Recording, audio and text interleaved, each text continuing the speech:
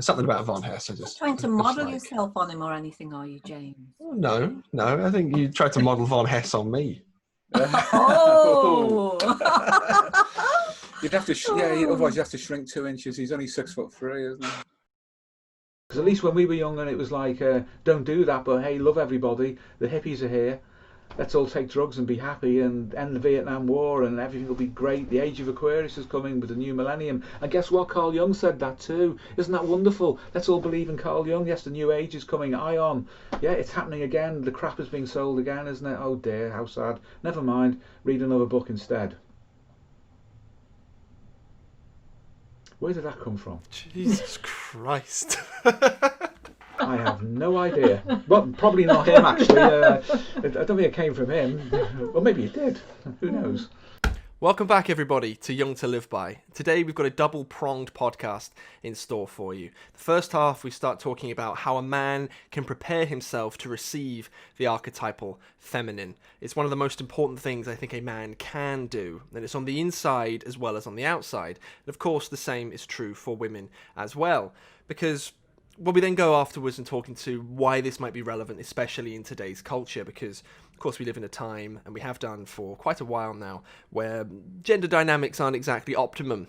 Things aren't exactly flowing nicely. The yin and yang symbol, where men and women, masculinity and femininity, they're all in balance. It seems to be all over the place. Men don't know what they're doing. Women don't know what they're doing. The world is essentially a giant shit test at the moment. So we go from the Jungian psychodynamics we talk about on the channel a lot, potentially in the most useful way we've talked about so far, in my opinion anyway. And then we move into more of that cultural stuff. Steve gets quite heated, Pauline gets quite heated. We touch on lots of topics, including nofap, including pickup, including club culture, sex culture, the whole shebang, the whole thing. It's wonderful, it's great fun. So I'm going to start by asking Steve in the past a comment which we received on YouTube very recently. It goes like this: we can't make the alchemical union on the inside if we don't prepare our own masculinity to receive the archetypal feminine. Can you please comment on how one can go about doing this? That was a very helpful comment and observation.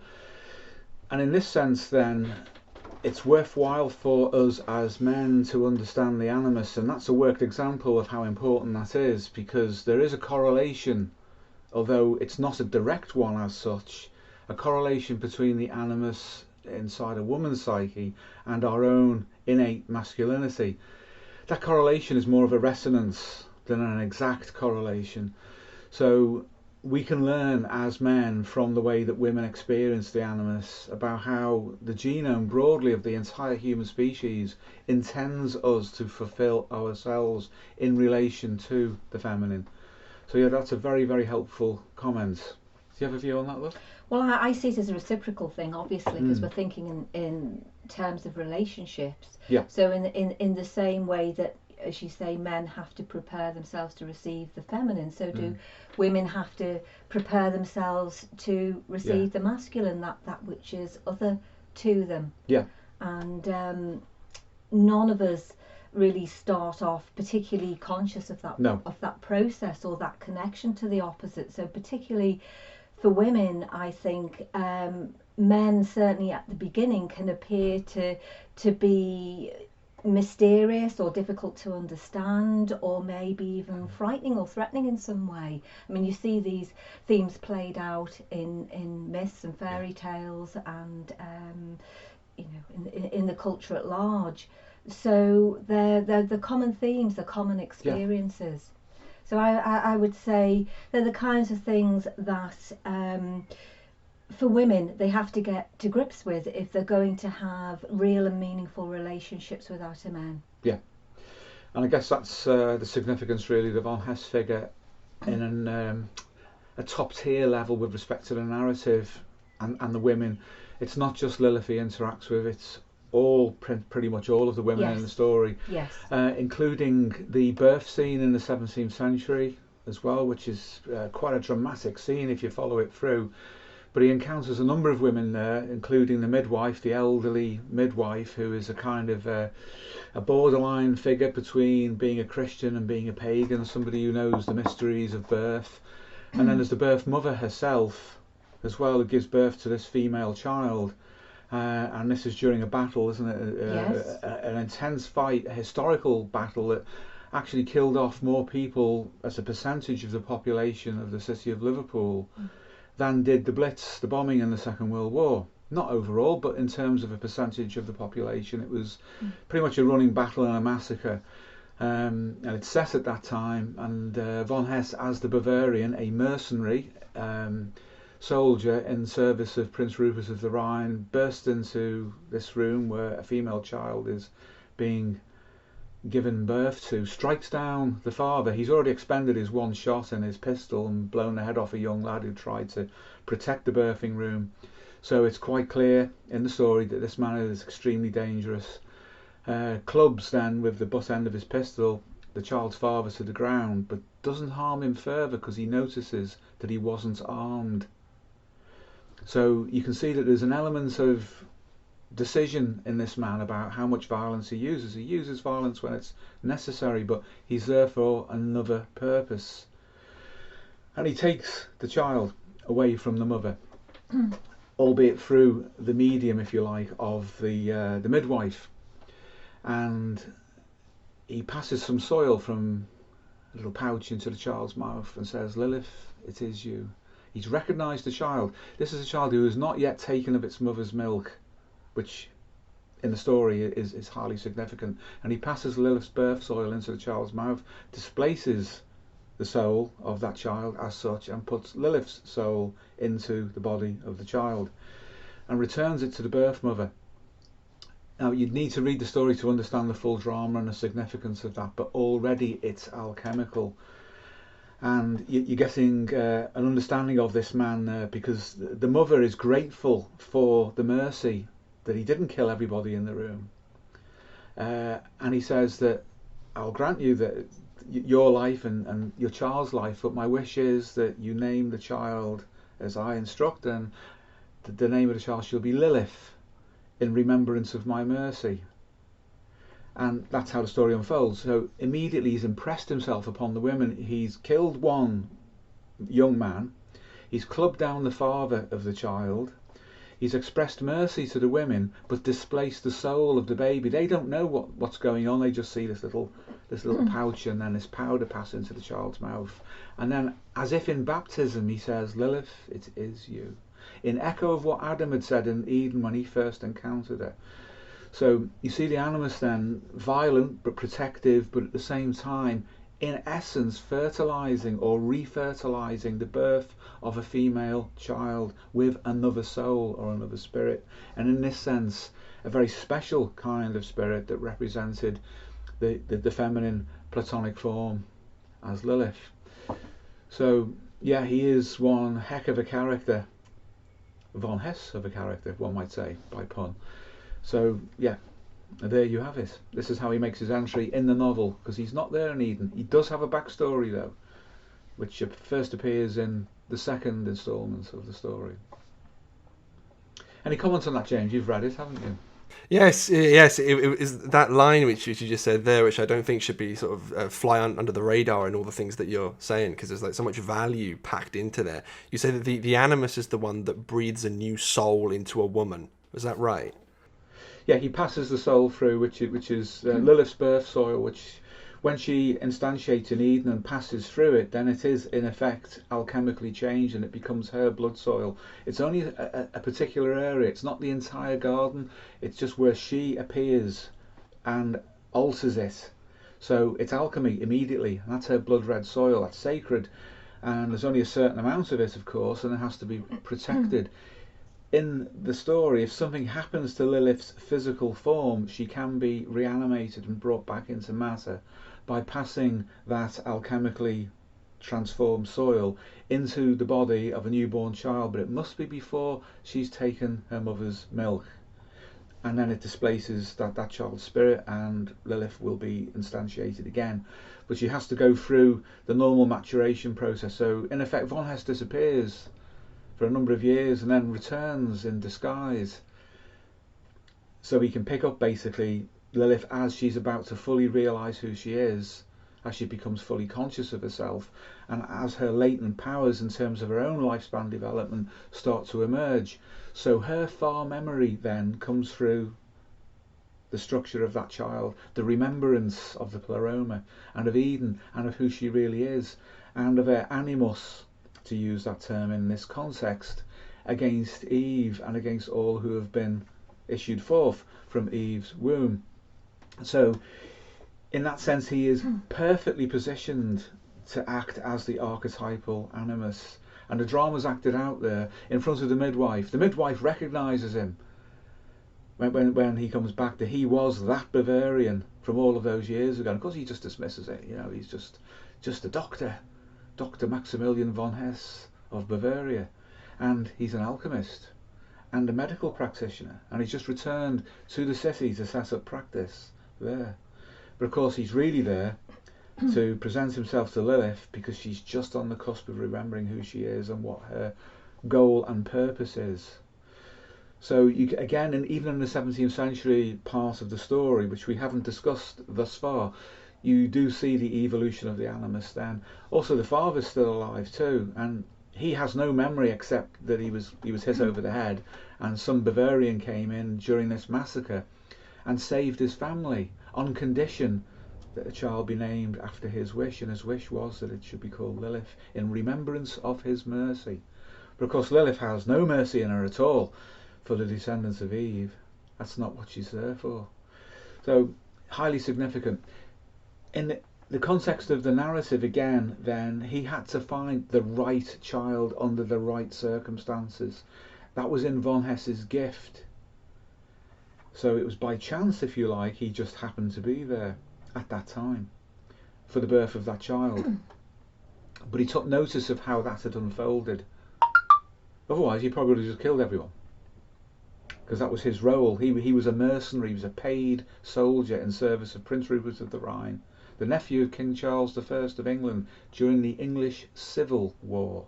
And if you think of it, a neurosis is a kind of civil war. So he came into a division, metaphorically in the psyche, and reintroduced this archetypal feminine spirit, planted it, and then returned later as it evolved over lifespan development to a point where it was ready to emerge. And that in itself is archetypally and mythologically significant in that context. Is there a significance to him coming along just as the child is born then? Absolutely, yeah, absolutely. So you had a female midwife there who was a wise woman, the kind of woman in those days that existed on the periphery of Christianity, who knew the mysteries of childbirth, knew the old ways, who would have been called a witch. And of course she was taking a risk, really, because this was in Puritan times and it was a Puritan family. They were very fundamentalist, as are their descendants in our day today. You might say that those Christians who believe in Christianity in that particular way, they would think that she was a bit iffy, and yet they would call upon a woman like her who understood the mysteries of childbirth to be the midwife and to care for the child and the mother, and to exclude the father. The reason the father went there, though, and he shouldn't have done, he should have been outside, was that he was a conscientious objector. He backed away from the emergency of the moment, which was the siege of the city, and it was invested at night. And as he backed away under the pressure of his Christian conscience, a young boy took his place and was killed, which also struck into him because he failed as a man. And then he also broke the boundary, the sanctity of the room, because he went in to the room just as his daughter was being born, and von Hess was coming up the stairs after him, having expended his one bullet, and he used the club end of his pistol to hit him, and would have killed him outright, further, should we say, to the blow that he gave him, except for the fact that he saw he was unarmed. He only shot the boy because the boy was going to shoot him. But in that moment, that boy was more of a man than Lilith's birth father. So what we're getting there is an indication of the struggles that we go through as men. Do we live up to the archetype ourselves? How do we face an extreme emergency? And then to bring those elements together, such as the birth of a child, and the importance of that, and the fact that we've broken into that boundary, into the birthing room, where there's only the mother the child being born, and the midwife, who is this almost transcendent figure who's not quite one of them. There's a feminine principle, an older one, the wise old woman, if you like, but someone who includes knowledge of the mysteries, therefore, outside of the belief system of that family. And then this intruder comes in, who appears to be only a murderous man. And that's so common intrapsychically for women in their dreams and the fantasies. You see over and over again this dark intruder that penetrates their dreams and their fantasies. Yeah. So it's completely and utterly concurrent with that of women's experience of the masculine in that way. Yeah. And there's all that negotiation that needs to go on too with that dark character, in the same way that almost a deal was struck in the birthing room. Yes.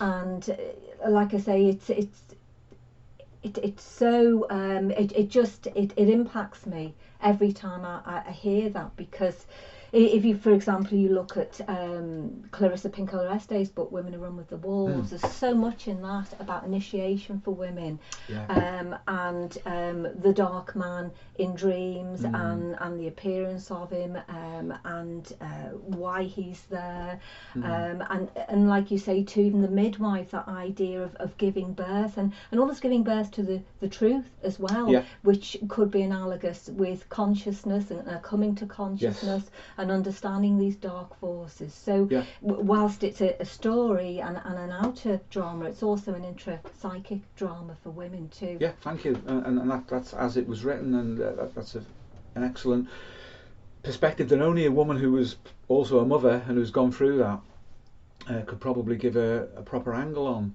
And the midwife was definitely an intermediary character. She turned what would have been a murderous situation into something else by her intercession with von Hess. Yes, that's so important. It gave von Hess time to assess what was going on. He'd acted to effectively subdue the father, and in essence replaced him, if you think about it, by rendering him unconscious, but didn't kill him. Unconscious. Then he's in the room, the birthing room, which you could call an alchemical vase or vessel, where these elements are mixing. He has the final ingredients in that moment, which is Lilith's birth soil. He identifies the father. He says to the midwife, "Be he the child's father?" And she confirms that. And he was unarmed. So therefore, he looks down, and in a moment of mercy, no further action needs to be taken against him. He has been rendered unconscious. That makes him the dominant and only masculine element in that vast, that birthing room at that moment. The midwife had already approached him and basically said, would you slaughter a young woman at the moment of birth? Are you such a barbarian? And to say that to a man like him, who in his mind represents a transcendent aspect of culture, caused him to pause and to consider, no, I'm not such a barbarian, I'm here for a purpose. And having identified the child, the newborn child, as a daughter, he quickly assesses the whole situation. This was meant to happen. And he takes the child from the mother. The mother gets distressed, but the midwife calms her. She understands there's something vitally important going on there. And in effect then he becomes the male, the masculine midwife that passes the archetypal feminine into that newborn female child.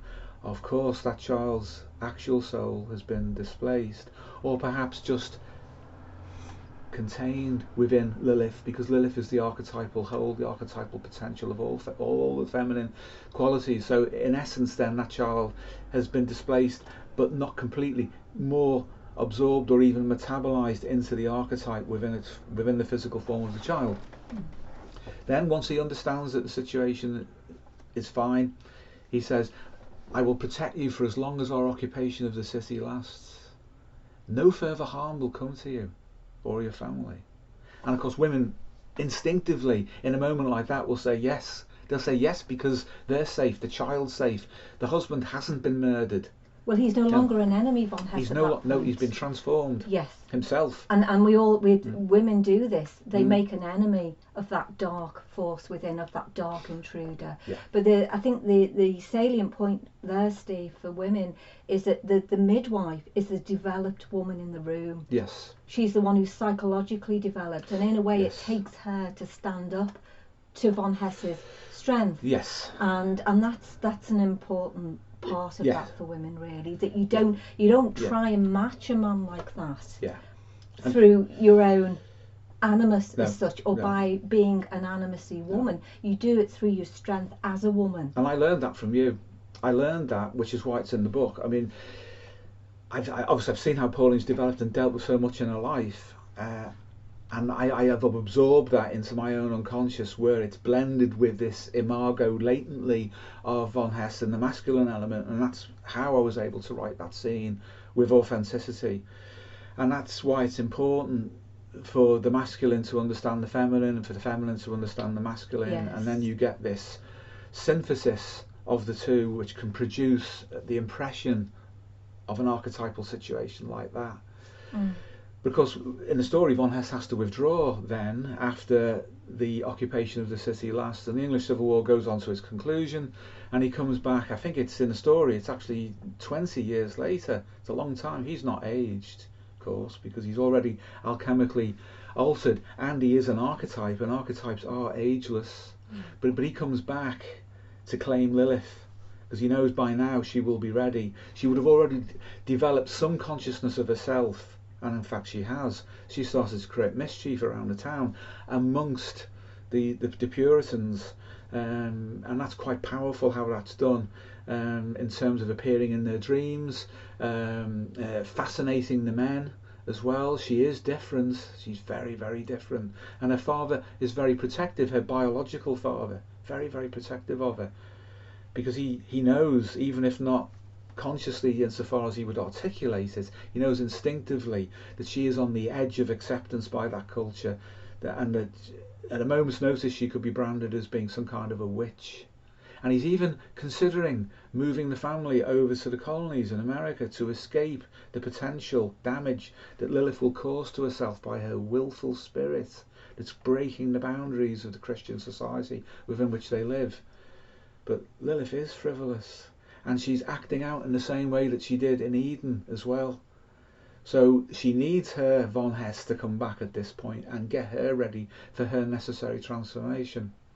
So that sets the stage for what happens in the 17th century and her encounter with the latest version of Adam, and also the witchfinder as well, the other dark side of the animus, who's trying to hunt her down, and is therefore in opposition to von Hess and his two henchmen who he brings along with him, whose purpose is to protect her and nurture her. So even the animus itself can fall into conflict within itself as a structure. But you need to see this as a woman's psyche unfolding. At that point, it's the perspective of Lilith, and the side of the archetypal animus represented by the witchfinder and his henchmen, versus the side that is protecting and nurturing her. Both are dangerous. Both are very dangerous. And how's she going to handle that in relationship to the world, and her need then to reproduce and to fulfill herself? And that's the main thrust, if you like, of the story in the 17th century. But the allegory is strong in terms of the relationship of women to the animus, but also the men in the story, the many men who are in that story, how they deal with the anima when it's on that level, and how they deal with other men, how they deal with the shadow of masculinity within themselves and collectively. So as Paul was saying last time, it's a drama of many, many people unfolding, and life is like that. Yeah. We all have a context that's full of many other people who are all at different levels of development at different times. There is a competitive element to that on the outside, but also on the inside. And on the outside is not just with men, it's from us towards women and from women towards us. It's a constant alchemical process that unfolds, with many a thing going wrong along the way. Yeah, I think, and we were talking a little bit about this with James yesterday, that in real life, for real men and women, their anima or the animus is often divided or spread out or projected on to several people. You know, we were talking, weren't we, James, about, well, you know, you might find a young woman who is bright and intelligent and is apparently, you know, getting on okay in the world, and yet she's stuck with somebody who, I think your expression was like a troll in the basement, who has money but doesn't have an awful lot else about him, and why would she even hang out with somebody like that? But then that particular person, we know, isn't just content with having that particular relationship to that man, but has relationships to other men too, who obviously sustain her in other ways. So that was just one example of how the animus can be divided among several men. And of course you get the same with the anima too, that well, we saw that with Jung, for example, and that he was, for whatever reason, unable to commit fully to Emma, and he projected onto other women within his circle. So I think in everyday life we get these scenarios. It isn't clean cut. It isn't an all or nothing situation where necessarily, you know, one man comes along, particular man for a woman, and he embodies everything. I mean, it can happen, but mostly probably it doesn't happen. And how do we deal with that? How do we, you know, in terms of our relationships and our happiness and what we want for ourselves for the future, how do we negotiate all of that? I mean, these are real life questions, conundrums that we all face. Yeah, I mean, as you were talking there just quickly about the 17th century thing, and indeed, as you were saying, Pauline, about the idea of, say, a woman might have a divided animus, and then of course you've got to bring in the idea of the father into that as well, because obviously the father is a huge influence on a woman's animus. I've asked before, because I did a hint about this before in like ages ago, about the video game Bioshock Infinite, and to do an analysis on that, because it's one of those video games that clearly transcends being a video game and becomes something else. It's the writing in it is stellar. If you want to understand that video game, anyone who's played that, and in which case, fantastic if you have, that 17th century scene with the young Lilith, and then nurturing her as she's growing older. Anyone who's played the game will know exactly what I mean. That will explain the story for you. But I just want to bring things practical as well for a second, where you know, Steve, you were saying a man has to prepare himself to receive the archetypal feminine, and then vice versa for a woman. And maybe it's just the spheres I used to hang around with. Maybe it's the current audience. But one of the worst things you could say to, say, a young man to immediately get their back up is prepare yourself to receive the archetypal feminine. It's one of those things that just bounces off, and then they go, what the hell are you talking about? I've got to be more of a manly man. You know, there is no inner woman anyway, you know. But what the hell does that really mean? So how would one prepare themselves to receive such a thing? Is it inner work that they must do, or is it through relating to a woman or to a man? Is it that spontaneous process, or is it something someone listening to this could do right now, if that sounds like a foreign phrase, which I imagine to many people it would be? It could be done now. It could be done at any time. It's a matter of consciousness. It's literally just a matter of consciousness. And whether that consciousness is being determined by your peer group or your genomic release, if you like, your timed release of your developments, or some mixture of both, because we're not in charge of ourselves. We don't determine what we're born with our a priori characteristics. We're not. They're already there, and then we interact with the environment, and you get a resultant, in effect, which is us. But the key is consciousness. If a very young man, even on the verge of being a teenager, can have the foresight to understand how things are going to develop for himself, and then begin to prepare, he can do it even at that age.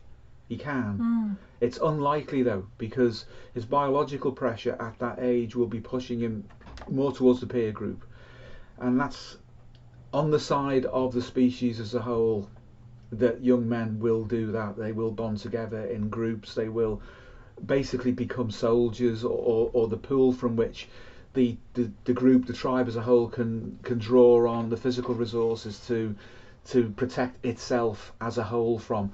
If that is sustained, then reproduction then starts to appear as being important as well. So you get this transition, which is typical of the adolescent phase of transition, which can go on, it can carry on if it's not resolved properly, into the 20s, 30s, or even beyond, where the peer group and basic unipolar masculinity is overemphasized. It's only overemphasized if it goes on too long. If it's in a specific context, like I say, protecting the tribe or the group from others who would take your resources, including your women, from you, then that's entirely appropriate. If that goes on too long, though, it's not good. It's not good for the group. So the pressures change. It's different. We've witnessed how different this culture is now to how it was, say, 40 years ago. It is really different. The challenges young men and young women face now are very, very, very different. It's not good. No. It really isn't good, because on an instinctive level, people are going to feel there's something wrong, and that will mess everything up for them. So to tackle it, it's going to have to be down to consciousness. You have to become aware, really, really aware. And by being aware of preparing yourself to receive the archetypal feminine, you will enhance your masculinity. You will not diminish it. The thing about von Hess, or one of the things about him as a character, is that he is completely ready to receive the archetypal feminine, because he's accomplished in so many ways. It's just that he's focused only on one woman. But a man like that, who was that complete, could pretty much compete for any woman. He would have everything, the complete package. So in that sense, take that as an archetypal attractor. By attractor, I mean something that draws you towards it to get an impression of what you might need to develop in order to be able to attract women. And that will include the strength of character, the depth of character, the capacity to relate is really, really important. If young men display, they very often are displaying in competition with other men rather than necessarily to draw a woman towards them. So your relating skills, get that in order. Get that in order. That's usually the missing link, and that's the anima, the relating function. You get that right, so you can relate to your own unconscious, then you are prepared to receive femininity from a woman. And she will feel that it is being received and honoured. So if she has had a path that's been twisted and distorted, say by this present culture and this present zeitgeist within which they flourish, they'll find a man who can draw that out from them in a meaningful way, and they can complete themselves instinctively, rather than be conditioned by this transient, we hope, culture within which we live at the moment. So you have a role, guys, to prepare women to become themselves through relationship. Of course, it goes both ways, but somebody has to move first. If you sit around and wait, you might miss the bus, you know. Prepare yourself on the inside, and don't just pump yourself up on weights and go all hyper-masculine, because you'll end up just getting into conflict with other men who are also unactualized instinctively. You'll default back to one part of the primitive archetype, and you'll just end up in conflict with other men. You won't actually get the women. Well, women are starting to become more attracted to hyper-masculine men. I don't necessarily mean physically masculine in the way that you've just described, the pumping up on weights and so on. It's a part of it. But it's a part of it, and so, and I think it's partly of their own creation, to be honest with you, because this tendency not to develop yourself or to let the animus run the show and to just try and bully outer men creates its opposite. It does indeed. And it is you do notice it now in the culture more than ever, that shift is occurring, as if they're looking to redress something in themselves.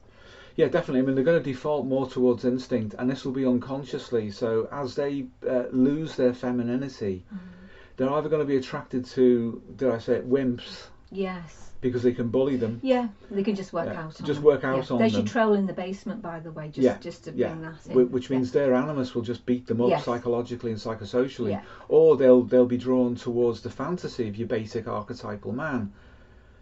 And then the relationship between the sexes will boil down to something that doesn't involve relating at all, but literally paired opposition on a biological level. Yes. And you might get reproduction out of that, or at least reproductive behaviour without the consequences of this. so there won't be any children, particularly. There's going to be a lot of promiscuity and overamped bipolar masculinity and femininity. Yes. But if you put somebody into the mix who has a bit of that, but is also developed and has an intellect and has a spiritual side and is creative and can drive themselves towards obtaining resources because of their intelligence and their adaptability, that guy will stand out massively in the crowd of guys who just pump themselves up on weights and grow beards and things like. Forgive me, James. Just saying about me. As an exaggerated gender signal, as Desmond Morris would have called it. Which is just making a polarity.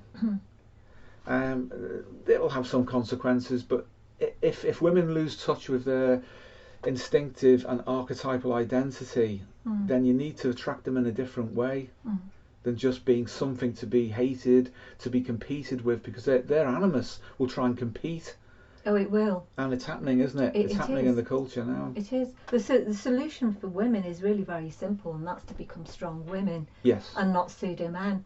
Yeah. And sadly, there's been a shift in that direction where women have been conditioned, by their mothers to some extent, and also by the culture, to feel that actually that they're better than boys, they're better than men. I mean, this is suggested to them all the time as they're going through school and into university, that they you get beyond seeing one another as being equal and actually striving for dominance. And I think in doing so they've made themselves very unhappy along the way. They have. This is shit testing raised to the power of several tens, one and several noughts after it. It is really over amping shit testing. And it's understandable in the face of that a lot of young men will fall back on the ideal, the apparent ideal of the uber masculine man, in an attempt to assert their own gender identity, an instinctive identity and the rest of it. But that is not to relate. No. That's not to relate. But you don't relate by being a wimp either. You've got to relate through a different kind of bandwidth of masculine traits in your nature. That's the best way, because that will show there are options to the women.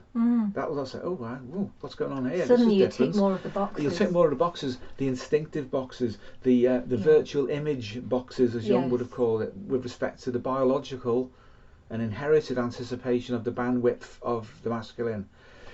But if you all just become facsimiles of one another, all look the same, all act the same, and all go into nofap and all the rest of it, and strange breathing exercises and all these other things that people go into, you're just going to make a caricature of yourself, put yourself into one category which can be rejected en masse. Which is happening. Yeah, the shit testing thing is so interesting because it's like political based shit testing these days. I've seen it so many times, and it's like, the guys always end up complaining. So okay, a bunch of girls will come up, and they'll be like, oh, what, you don't believe this particular set of political ideals? You're a bad person. What's wrong with you? And then the guys come away, or lots of them come away and go, well, there's no hope for me as a man in the modern world. And it's like, no, you've just failed the shit test, my friend. If you actually stand up for yourself, you will stand out from the crowd. You will, like the midwife to von Hess. Yeah. That's a relationship of equals. Oh yeah, you recognise in her an aspect of the feminine which was essential for that moment to make it transformative, and he accepted the communication, the bridge between the birth mother, the child, the husband who he'd rendered unconscious. Think about that symbolically, what that would mean. Whilst he displaced the father and accepted the gift, if you like, of agreement from the midwife that he can take the child and pass over that soil. If the two fundamental biological genders, not talking about socially constructed options on gender, if they can get in touch with their instincts, then the alchemy will issue forth. But don't become a stereotype rather than an archetype. This generation of young lads, the future's yours, but you're being turned into stereotypes. Please don't do that. It was a real, I'm like 16 years old, science nerd, sitting there with my best bud, and we're like, okay, how do we get the ladies? And we're like, well, we've got to become big, strong bodybuilder type guys. And we both actually started doing that a little bit. and we both started hanging out with other guys who were like that. We realized it didn't make a scrap of difference whatsoever. Like you go, like talking to girls as well. It was almost like a weird beating myself up exercise around that age. And I was like, do you fancy this guy? Do you fancy this guy? That was obnoxious as hell. They're like, no. Like, what about this guy? No. What about this guy? No. And they're all just like these bodybuilders. Handsome face, yes. Big, strong physique, no. And it seems to be much more of that mysterious nature to a guy that makes them stand out, but not overtly beating the crap out of other men for the attention of women. That makes a guy naturally stand out. And it's not something you can fake either, which is another thing. That's the psychopomp elements of the animus, which we as men experience in the anima as well. So again, if you understand the anima, you need to understand the animus to see how that alchemy will work. Yeah, which is much different than studying how other men in competing for women behave. So there's a difference between understanding the animus and competing in those spheres online, which is like, well, you've got to make sure that you escape your 9 to 5 and start hustling. You've got to make sure you've got your muscles and your beard and you can do pickup and you can do loads of different things. No, it doesn't work. Like both observing and from experience, it doesn't work. What you catch depends on what pond you're fishing as well. So there's an awful lot of that. If you're looking for a partner, then where you look will determine what you find. Yeah. Or you'll be lucky or not lucky. It's opportunistic. But if you want to maximise yourself and you turn yourself into, as I say, a stereotype rather than an archetype, then expect a stereotypical response, because that's what you'll get. You need a bandwidth. Yeah, of course, be athletic. That's part of being young, and your own genome will be telling you to do that because you need to be able to physically compete, because you're meant to be the warriors as well. You're meant to be the soldiers. You're meant to be the builders. But you're also meant to have a psyche, have a mind, have an intellect, have vision, have goals, have creativity. And from that broad mix, you can alchemically distill within yourself, from your own potential, what you should be. Then you'll begin to draw people to you, because you will be interesting, as opposed to just a flatline NPC man, which can happen. And you need to be careful with this no-fap stuff as well. You really do, because that can become a perversion of instincts, and a suppression of instinct and of libido and of energy. And a neurotic investment into beliefs about it, as opposed to utilising the fact that you're a young man and you're powered by libido in order to go out and actualise yourself into the world. And yes, you or whoever, not you James, but may have been fapping and using porn and the internet and all the rest of it. Well, there's nothing wrong with the fap, but the use of porn and the internet are not good ways of relating. Separate the two. Nothing wrong with fap. What you do with the fap, or what you do with the libido behind the fap, is the key. It's as simple as that. Get in touch with your instincts. Marshal that libido in for your own development. You will then give off the right energy. It's all about that. It's an information and energetic field that you emit that attracts people or doesn't. Don't turn yourself into a generic non-playable character who is a stereotype of flatline masculinity that can be rejected as a broad-based category. Don't do that. Understand the animus, not the animus that's emitted at you in this present culture, because that's one-sided. It's been, as you said, politically shaped in its current zeitgeist. Yeah. It doesn't really reflect the totality of a woman's expectation of the masculine. It reflects how it's been conditioned. To get past that, you have to offer more. If you offer a confirmation of that, you're asking for yourself to be rejected. You need to offer more. You need to be able to get round what's emitted at you. And what's emitted, of course, is shit testing. But it's in this context of this generation, what you guys are going through right now. That is your task, to solve that riddle. To do that, you have to understand women, but not on the surface.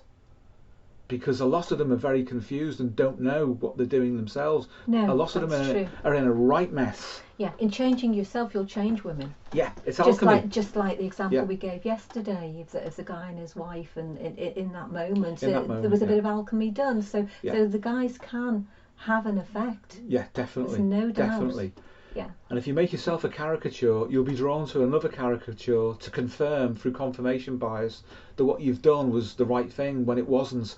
And then all you'll get is someone else who is damaged meeting you, who is damaged potentially, and then you'll cross-infect and you'll bring both of you down together. That's not a constructive way to build a future for yourself and a partner, or for a future for the culture or society, or the gene pool broadly. Yeah. So understand women, understand yourself, engage with the feminine in spite of how they appear to you. Yes, model that as shit testing, and it is, and it's shit testing through the filter of the current zeitgeist. But behind that, there is a bigger woman, and there's bigger human nature, bigger femininity. And if you can develop an understanding of that, they will seek that out from you in order to actualize it within themselves, and it'll be unconscious. They won't know why, but they'll be very, very attracted to you because you will be bringing this out through relationship to them. So don't turn yourself through a kind of pseudo alchemy into the very thing that they will reject, because it will confirm to them what they've been conditioned by this present culture to believe is something that should be rejected. Yeah, it's important not to turn away from the task, really, isn't it? But to actually square up to it. Yes. Because, of course, the culture is the family of the family. Yes. And these guys, like you rightly say, Steve, in changing themselves, they will change the culture eventually. Yeah, absolutely. They will over time. Absolutely. They will have an effect. It's not going to be easy. It really isn't going to be easy. This generation's got a task like probably no other has had before. I mean, my parents' and grandparents' generation went through the 2 world wars. Unimaginable what they had to go through, but you guys are going through something completely different. The war that's being waged at the moment is one that is so fundamental to your biological identity. It's really, really bad. You need to draw on that in the right way, and don't just overcompensate and actually create the thing that will be rejected. That's the danger at the moment. If you can do that, you will be able to resist what's going on politically at the level of subculture, culture, and the nation state globally at the moment, because there'll be such a mismatch between what women observe and what they've been conditioned by this malignant culture to expect, that they will reject the culture. They will devolve back down, or resolve back down into instinct, and then you'll be able to make these higher system level order changes efficiently. Just don't fall into the trap of becoming what they want you to be negatively, because that's the outcome of shit testing if you're not careful. Be clever, guys. Yes. Von Hess is clever. Von Hess is clever. Very, very. That's the whole point of it. Yes, that's why he survived. Yes. Survived many centuries, many different forms of adaptation. Yeah. Resolved down, become very focused. Focused on the outside, on the inside he's very broad. He resolves down into focus for the task. Develop yourself on the inside, resolve down into focus for the task. Don't resolve down on the inside so you become narrow, because you'll just be consigned to the bin, I'm afraid. That's how reducing this dynamic is at the moment for young men. Yeah. They're being asked to reduce themselves down so they are not reproductively viable, they're not socially viable, their identity is being eliminated. If you go along with it, even by apparently resisting it by over-amping your masculinity in a very narrow way, it's just confirmation bias. You're still falling for it. Get clever about it. Access your instincts in the widest sense, not just in that primitive paleo-human sense. Because that's what they want to reject. You're becoming what they want to reject. Don't do it. Don't fall for it. Can I ask you to just broadly comment on the topic of sex, actually? Because I don't know how relevant this is, sincerely, actually, to your two's generation. But for mine, having gone to 3 universities now and knowing the prevalence of the club scene and the bar scene and everything else like that, there does seem to be a distinct difference between the instinct, or a divide between the instinct to, we'll say, have sex or reproduce, which is, a conscious divide between that within people, and the desire to develop / engage in a relationship with somebody. Because a woman will sleep with a man but not necessarily want to carry on a relationship with him. Is that something that's potentially relevant to this conversation, broadly to do with how the animus might play into that dynamic? Yeah, it will. Well, having sex and relating aren't the same thing. No. Necessarily, No. are they? It can be. They can be. They can be. Yeah, they're not mutually exclusive, but you know, I think by just defining those terms, James, it appears to be suggesting that, you know, it's kind of okay to have sex and be promiscuous, and somehow, you know, that will do the job that you're out there having relationships, which of course you're not. Not really. No, I mean, there's a fundamental instinct there that's being overamped. Yeah. And that is a conscious choice that you can make. We're under instinctive pressure all the time, but the reason we have an ego or an ego in a conscious sense is to act as an executive interface between instinct and between culture and society, the environment broadly in terms of survival. That's the adaptive purpose of being as conscious as we are. If you surrender consciousness and overamp one particular instinct or a couple of them, then you are not adapted.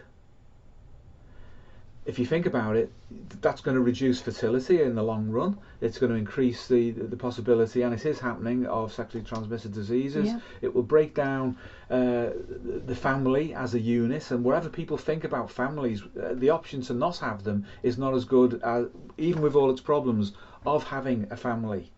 It breaks everything down.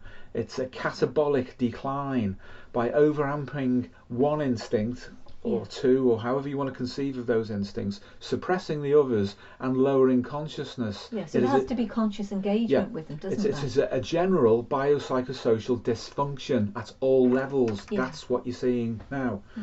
So, obviously, I mean, we were young in the 60s, you know, during the sexual revolution.